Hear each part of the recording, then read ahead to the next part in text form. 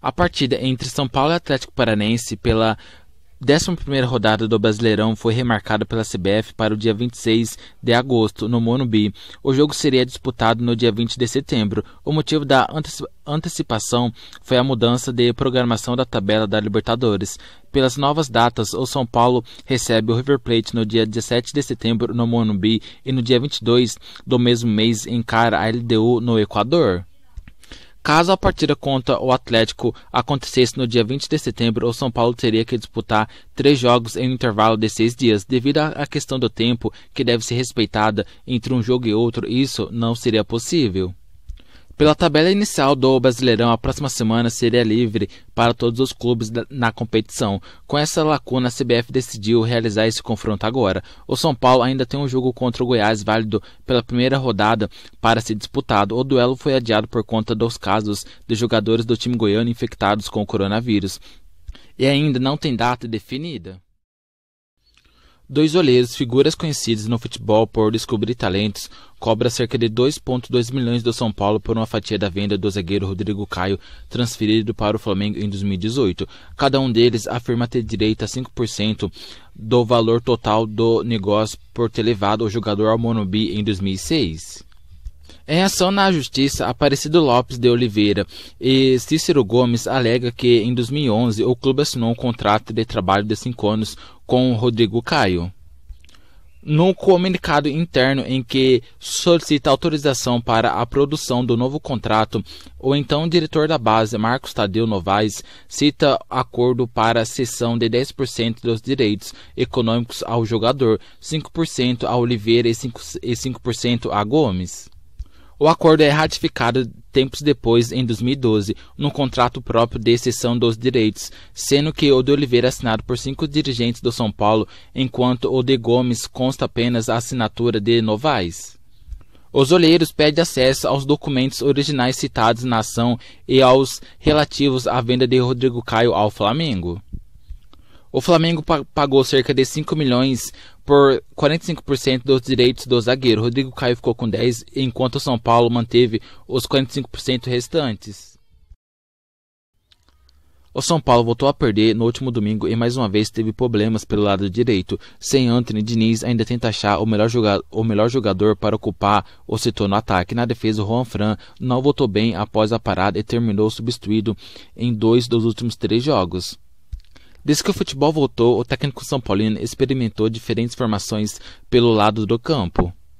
O que ainda não mudou foi a escalação na defesa. Juan Fran foi titular em todas as partidas, menos contra o Guarani pela última rodada do Paulistão, quando o São Paulo teve um time alternativo. O espanhol, porém, não vem tendo boas atuações e vem errando em lances capitais e sendo substituído por Igor Vinícius.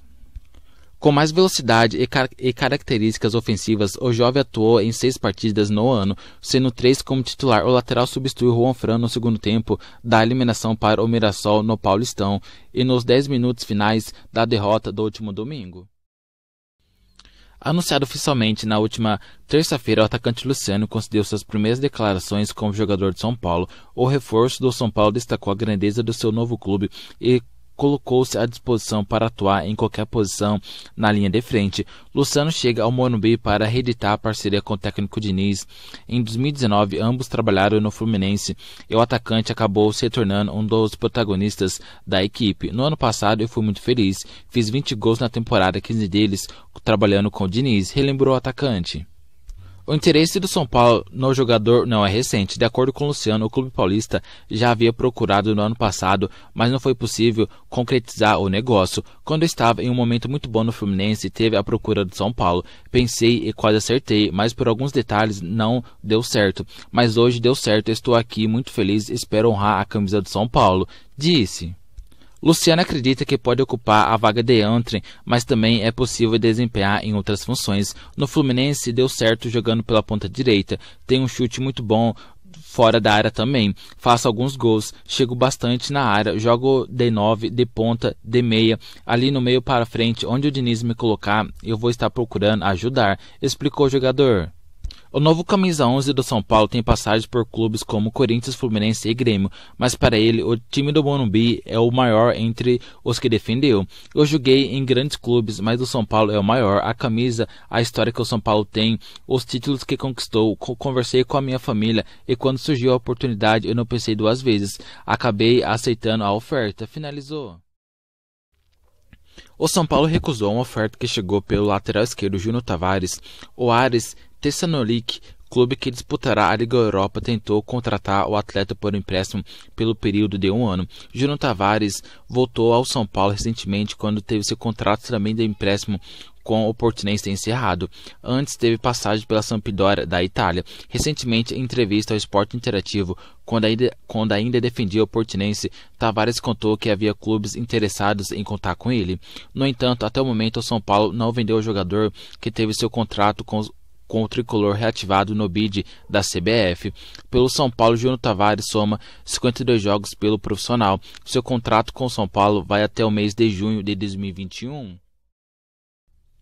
Diante da insatisfação de Hernanes com seu rendimento no São Paulo, a diretoria trabalha para que o jogador permaneça pelo menos até o fim da temporada no clube. O São Paulo vê com cuidado a situação do meia de 35 anos pela representatividade que ele tem no São Paulo. Além de experiente, Hernanes é um ídolo da torcida e não merece, na visão do clube, uma saída com as competições em andamento. Há o entendimento de que Hernanes ainda pode ser importante dentro de campo. Com o calendário apertado, o time terá disputas da Copa do Brasil, Brasileirão e Libertadores. Com o físico em dia, ele pode ser útil ao técnico Diniz.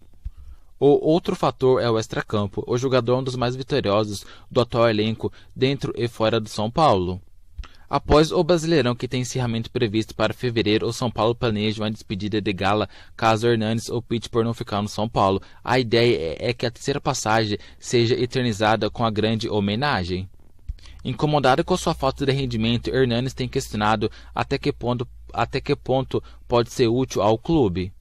O São Paulo investiu cerca de 13 milhões na sua contratação. Seu contrato é válido até dezembro de 2021. Embora não haja uma negociação ou oferta concreta para o jogador nesse momento, sua saída não é descartada no futuro. Nesse cenário, o atleta não pensaria em sair para outro clube no Brasil pela identificação que tem com o São Paulo. Neste ano, Hernanes fez 14 jogos e marcou um gol pelo São Paulo. Pato não é mais jogador de São Paulo. O atacante rescindiu seu contrato com o clube na última quarta-feira. São Paulo e Pato decidiram rescindir o contrato válido até dezembro de 2022, após um desgaste dos dois lados. Nem o São Paulo nem o jogador estavam contentes com a situação atual. Nos bastidores, o São Paulo aponta que foi feito um acordo com o Pato para quitar os valores devidos ao jogador que não foram pagos durante a pandemia do coronavírus. Segundo o clube, esse pagamento será feito de forma parcelada e não restará nenhum outro débito com o atacante. Ainda de acordo com informações do São Paulo, o Pato abriu mão do que tem a receber no contrato daqui para frente, além de valores de luvas atrasadas. O clube calcula deixar de gastar um montante de 35 milhões se contar todo o vínculo até 2022. Vice-artilheiro do São Paulo com 4 gols na temporada, Pato teve um desgaste com a comissão técnica e diretoria, principalmente após a eliminação do clube para o Mirassol nas quartas de final do Paulistão. Desde então, Diniz o deixou no banco de reservas e a análise do São Paulo é que o custo-benefício para manter um jogador como o Pato no banco de reservas não era o ideal. Diante do Vasco, o Pato virou a última opção no ataque, atrás inclusive de Gonzalo Carneiro, que ficou afastado do futebol mais de 1 ano. Pato encerra sua segunda passagem no São Paulo com 9 gols em 35 jogos.